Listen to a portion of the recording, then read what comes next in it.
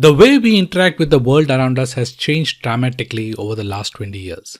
In 1990s, as a growing up kid, if I want to buy a train ticket for travel, we need to stand in a long queue of line, and sometimes depending on the season of traveling, especially during holidays, we need to spend hours and hours standing in the queue to buy a train ticket. Things have changed dramatically after that.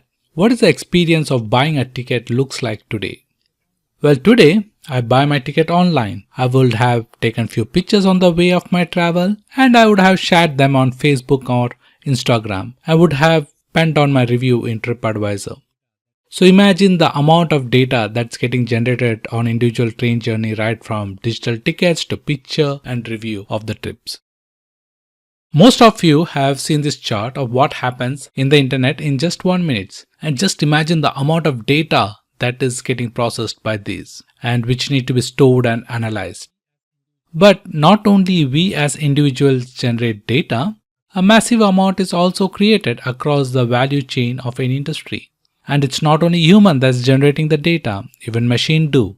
During the manufacturing process, for example, factories are equipped with sensors that continuously access or track the performance of the every machine and track the parts which go through the assembly process. Due to this, the world's stock of information or data has been growing. Let's see how the growth looks like.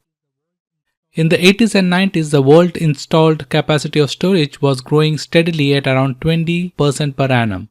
Interestingly, at that time, more than 95% of stored information was analog and only 5% digital. Analog is basically your audio cassette, your photo negatives, the theater movies at that time. But then something dramatic happened.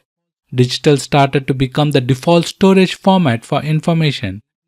In the beginning of the century, it already accounted for 25% of the total stored information at around 55 exabytes. That's 55 trillion megabytes. Very quickly, by year 2003, we lived that magical moment where you had much digital information as analog. In 2007, digital information exploded to reach 94% of the total world storage capacity. What's interesting here is the fact that the information is more and more likely to be stored on a laptop, a mobile phone, or a server with an IP address globally connected in a network. This means that the ability to link different pieces of information, correlate them, build inferences becomes almost effortless. And this has a multiplier effect on the value you can extract from it. And the aspect which was driving this is advancement in storage technology. So what is big data? Big data is defined by what we called as 3 V's. So first of all, it's defined by the volume. As seen in previous slide, we had seen action happens in internet in every 1 minute. Every minute, 156 million email and 452,000 tweets are sent worldwide. Remember, we are talking here zettabytes of data. There are also multiple types of data. So secondly, big data is defined by its variety. Data is not only collected during structured interaction. When you fill in an online form or you use a credit card, more and more data in today's world is stored in unstructured, difficult to mine formats. Images, speeches in various languages, or like the video that you're currently watching. Last but not the least, big data is fast, so it is defined by its velocity. Do you remember the days when we wrote letters? How long it took to ship from overseas? Today we communicate with our friends all across the world in near real time by chat or even video call. So big data means that there are zettabytes of data that comes in unstructured format and that can be exchanged in real time, which then again contributes to the growth of data and therefore to its volume. Also, there is one more important V that is missing. Just because a company has a bunch of server where it dumps every single piece of data doesn't make it a big data business. A company needs to be able to translate that data into competitive advantage to create the value and business impact from it. So the fourth V is V for value. So what's the impact of big data? Speaking of impact, you have probably familiar with Netflix, the streaming company.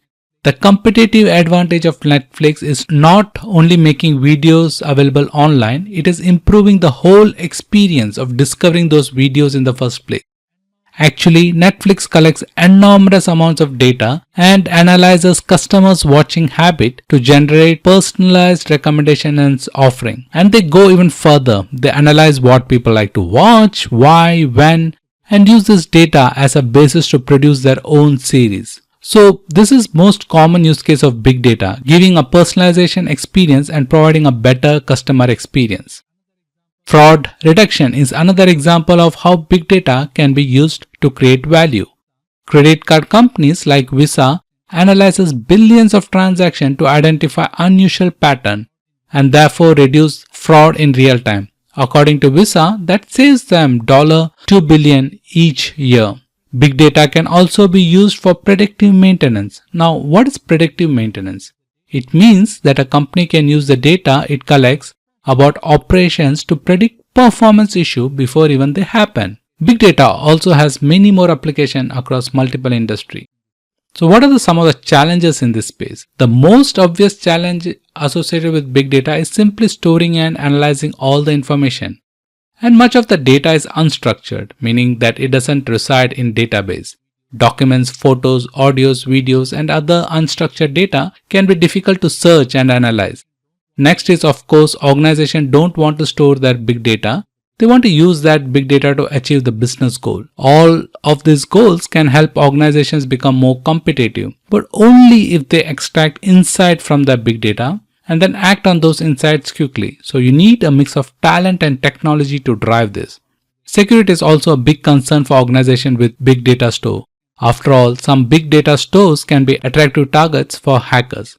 And mostly in big data world, you're working with customer data. And if you want your customer data to be your competitive advantage, customer trust is one thing that you don't want to lose. I believe trust is one of the important factors that concerns customer. The recent issue related to Facebook and Google privacy issue is testimony to that. So at last, I would like to end this session with an insightful statement. Big data is not only a technology question. It is about earning and maintaining customers' trust. And this trust will be source for the long-lasting competitive advantage.